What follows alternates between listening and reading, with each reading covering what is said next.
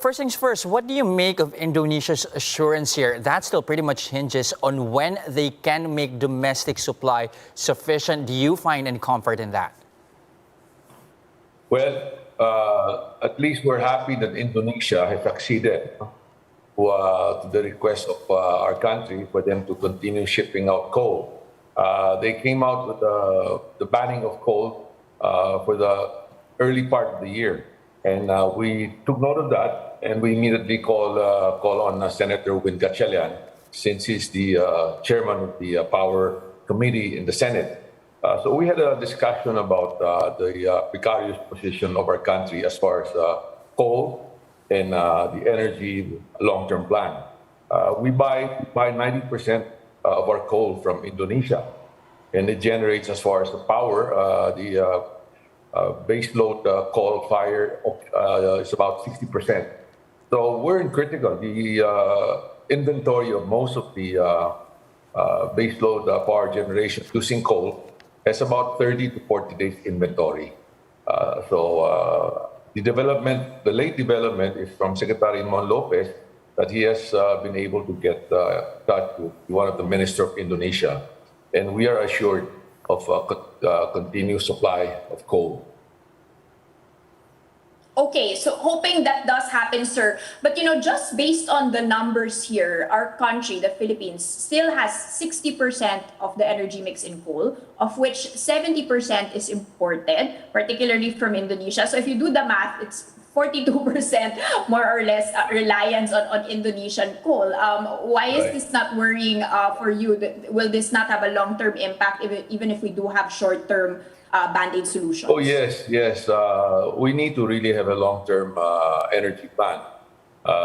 Indonesia, have the past years, first they tried to limit the export of nickel ore. They'd like to have process it for higher values. And same thing with coal. They're planning to use their coal to produce gas, And it's quite concerning because looking at the future, definitely they would gradually trend down the export of coal. They used to export about 700 million tons a year. But lately it came down, and I believe last year the data was about 400 million tons. And that over time would gradually still go down.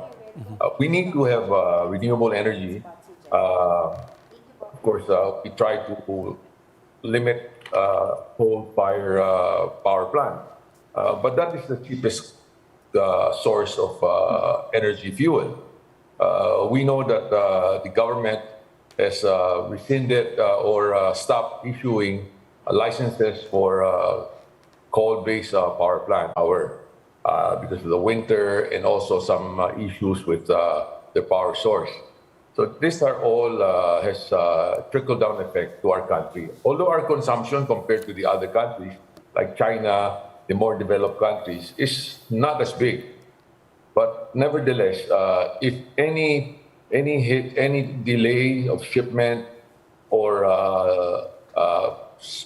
spiking of cost, it will impact us. Lately, you notice our fuel prices on gasoline, diesel, and kerosene has gone up because oil price has gone up. As a whole, because of this energy concern, the lack of the need of more power in Europe, and has spiked up the cost of energy. And we have to be worried about that because that will increase our inflation, which if not properly controlled, maraming mga other negative effects to our economy.